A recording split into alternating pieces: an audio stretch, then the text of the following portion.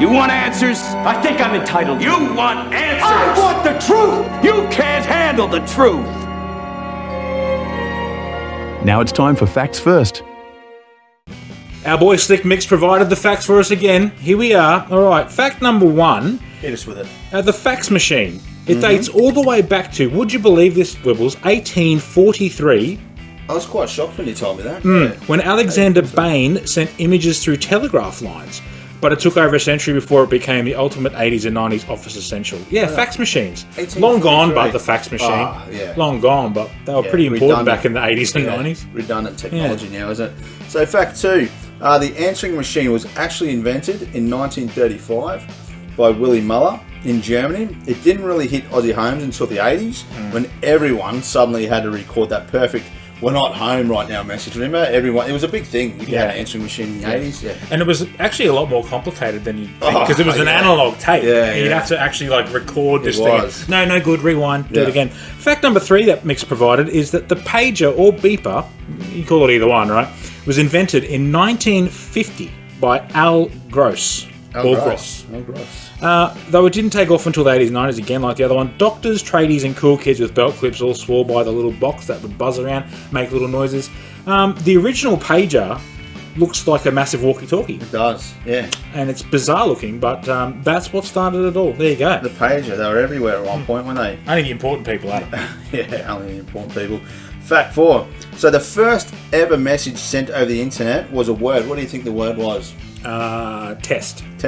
Pretty close. It was login in 1969 from UCLA to Stanford, but the system crashed after the first 2 letters were sent. So technically, the very first online message was just LO. Low. So hello. So a simple hello to the digital age. Hello. Low. That makes sense. Hello. Got it. All right. Fact number 5. The first networked email was sent in 1971 by a bloke named Ray Tomlinson on the ARPANET. A-R-P-A-N-E-T. Don't know it, but there you go. It was the precursor to the internet, so I'm told by Slick Mick here.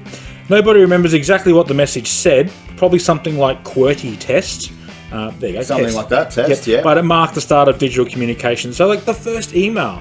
And to think how many emails have been sent since 1971, trillions. right? Trillions. Absolutely crazy. Trillions.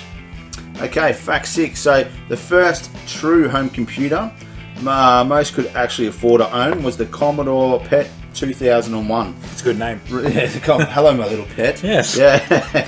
So this one was released in 1977. Yeah. It had a built-in keyboard, a monitor, and a cassette drive. Remember those things, cassette drives? Right. It was an all-in-one chunky Cassette metal drive. base. Yeah. By the early 80s, it paved the way for the Apple II, IBM, the PC, and the home desktop boom of the 90s. It's funny how a built-in keyboard and everything was that's how it first started, and then we shied away from that. Went the other way, yeah. And now you can get all your computers are built-ins. But look at it, man. The thing probably weighs about 80 kilos. Look at it, yeah. Yeah, and it does fucking nothing. Yeah, it does essentially.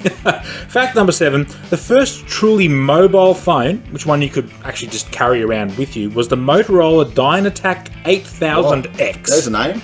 That is a killer name, isn't it? Launched in 1983, which for us doesn't seem that long ago. But it weighed nearly a kilo. There you go. But took 10 hours to charge. 10 hours to charge it up. Yeah, it gave you 30 minutes of talk time after your 10 hours of charge. How good. Yeah, if you had one back then, you're basically a movie star or a stockbroker. So you had your pager and you had your fucking Dynatac mobile phone. Strapped to your hip. Yeah. Fast forward a bit. All right, I'm going to go to another fact that's kind of built into this one. And I found this quite interesting. The Nokia 1100 became the best-selling mobile phone of all time, with over 250 million units sold. That's a shit ton. Yeah. And the old Nokias were practically indestructible. But I remember the Nokia 1100 as not being anywhere near as sturdy as the old 3310. Yeah, right? 3310. Yeah, I thought that. I'm surprised. I thought 3310 would have taken that. I was too. So I hope Slick Mick's done his research. I hope so. Who knows? I'm sure someone will correct us if not. What do you got? Fact number 8. So this is a big one. This changed everyone's life essentially. Right. So in 1991, the World Wide Web, or www, officially went public. The first ever website created by Tim Berners-Lee was just a plain text explaining what the web was and how to use it. So no GIFs or pop-ups or cut videos, sadly. So But shit, that's- just yeah, shit. just shit, just a page. But to hey, go, you got to but start somewhere. You do. You know, we and know from that. There, look what was created. All right, look, from dial tones to dial up, it's wild to think how far things have come. Like just talking about the email thing, that's pretty mind blowing. Those were the gadgets that did connect us early on in the piece, slowly, loudly, one beep at a time. Fax machines, pages, all that crazy shit. the beeps of the I tell you fax what, I never owned a pager or a beeper, No, or whatever. no use for but it. the concept is pretty out there by today's standards, anyway. All right, Slick Mick, let's go to a top 5, right?